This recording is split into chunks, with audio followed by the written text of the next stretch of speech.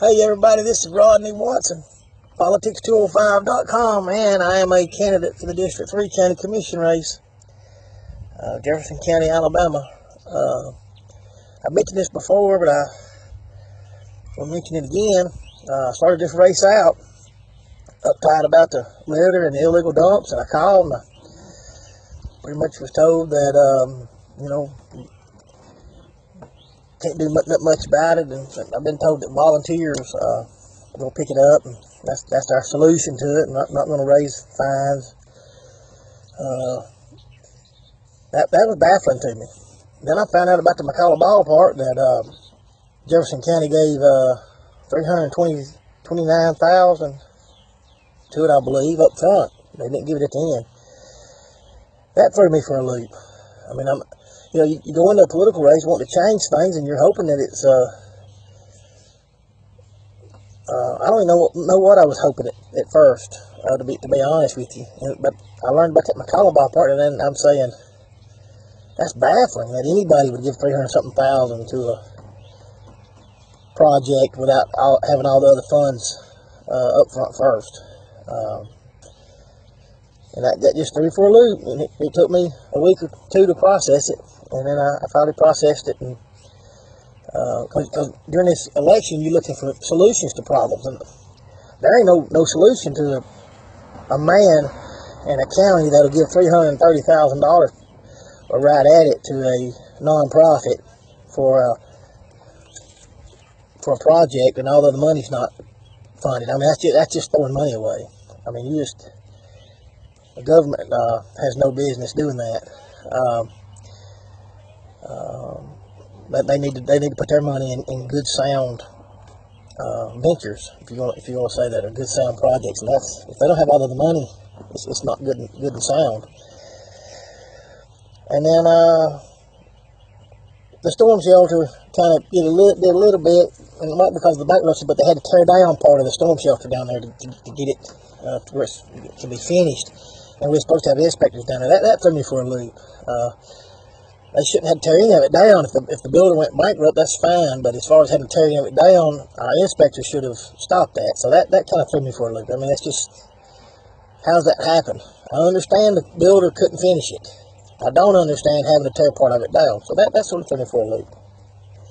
This last incident about Hueytown is the people pushing for the tax increase, or trying to raise property taxes. And the reason for doing it is to keep out investors, and that raising the property taxes would keep out investors because it would drive the property values up. And it threw me for a loop. I'm just going to be honest with you. These are Republican leaders that's come up with this, and they never even consider that Hueytown's a major part of their population. The income's making about $41,000 a year,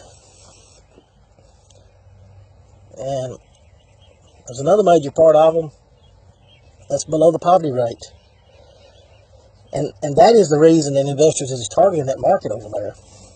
And it just threw me for a loop. And then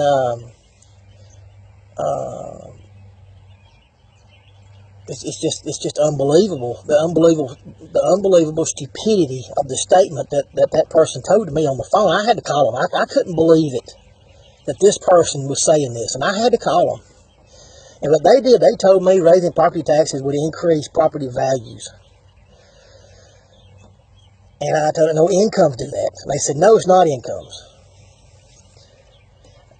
I'm still baffled, and mainly because of who it's coming from, because it's a Republican leader, and I'm a Republican. But I am seeing what's wrong in government, especially in District 3. The political influences out here, either they don't have a clue. I mean, people in these other communities, they would roll on the ground laughing at somebody that would say incomes is not what drives property values. That's why I'm trying to drive it home to us in District 3. It is incomes, and that's our problem. And in our individual cities, it's probably our schools need to be improved. But and I put that on there about that realtor. The first, it was the next question on that video, but one of the first things a realtor is going to find out from you is how much money you earn to get you financed for a house. And depending on how much money you earn, that's the neighborhoods they're going to take you into to find those houses. So if you're going to be spending $300,000 on the homes, I'm not saying you can't get it in Hueytown, because they're here. But they're probably going to say, well, where you work at? I work in Birmingham. You got $300,000 to spend, or you got $400,000?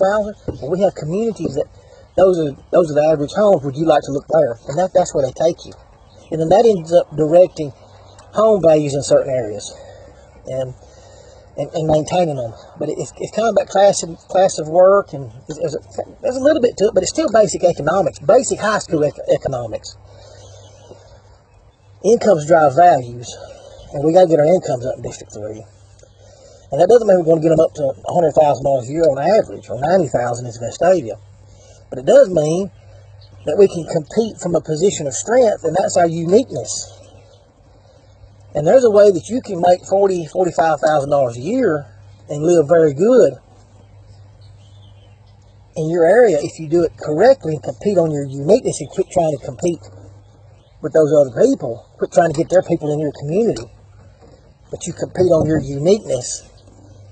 And if you compete on your uniqueness, they'll bring their money to you. That's why I keep putting out about the outdoor economy. We have that in District 3, those outdoor places that we could develop. And those people from them other communities that's making those high incomes, they would come over here and hike and canoe. Of course, you have to get started with this. That doesn't mean we're not wanting some good industry out here. I'd love to see something along I-22. But we have political leaders in places of high influence, and I've made a bunch of people. I don't really care. I don't care. I'm going to tell you the truth. And it's unbelievable to me that this person said this.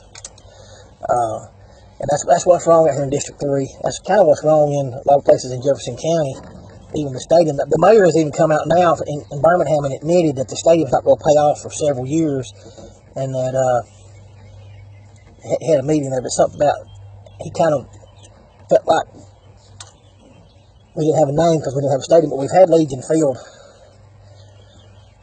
Mind-boggling economically how these decision makers think, but the mayor hasn't come out in Birmingham and admitted that this stadium's not going to pay off for a long time, and it may not ever pay off.